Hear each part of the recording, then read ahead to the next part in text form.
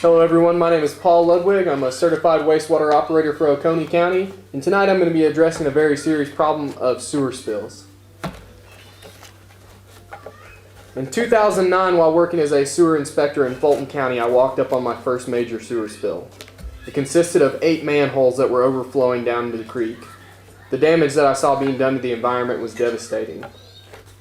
EPD's current fines and regulations do not force counties and government employees to fix the problem, but yet alone it's easier to pay the fine and continue to let the spills happen. There's 2 different examples of sewer spills, major and minor sewer spills. A major spill consists of anything over 10,000 gallons and a minor is anything under 10,000 gallons.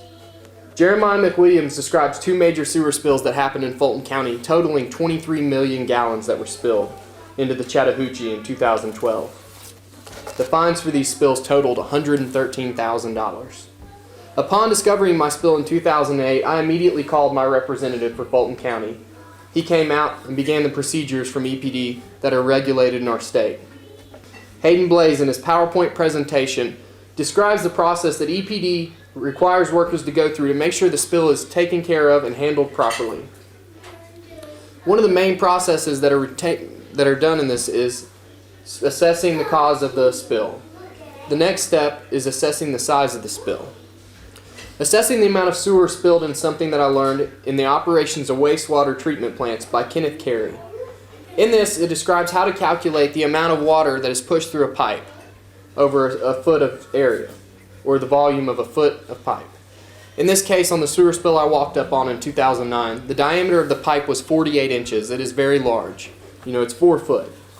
Alright, in a 1 foot area of that pipe, the volume is 96 gallons. The length of the sewer that was overflowing was 1,600 feet, resulting in an estimated 153,000 gallons of sewer that was backed up in these pipes.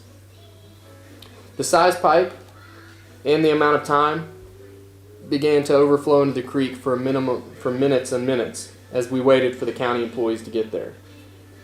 As I described earlier, small spill was anything less than 10,000 gallons and a major spill is anything over 10,000 gallons. But yet Fulton County reported this spill to be a minor spill, even though it overflowed for 4 more additional days after we discovered it. That's one of the problems. If a spill is reported to be a minor spill, EPD just asks you to monitor the creeks for testing. No agent is sent to the scene, and the government is just there to report to EPD. EPD goes off of a good faith system with the government employees. The government sends everything to EPD. So some of the numbers get skewed.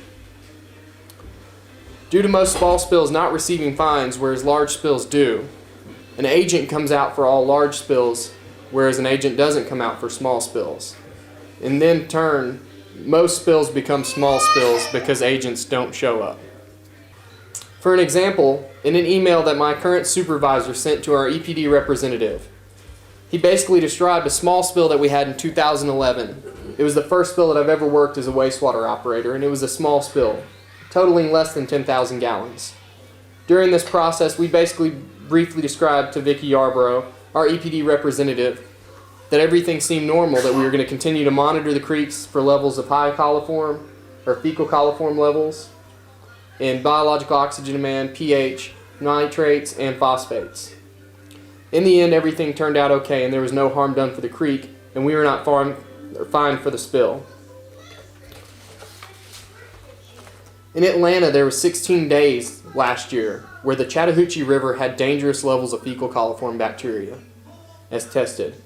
And in Michael Wall's article, Local Governments Fined for Spilling Sewage, he describes these spills in totaling over $1 million in fines.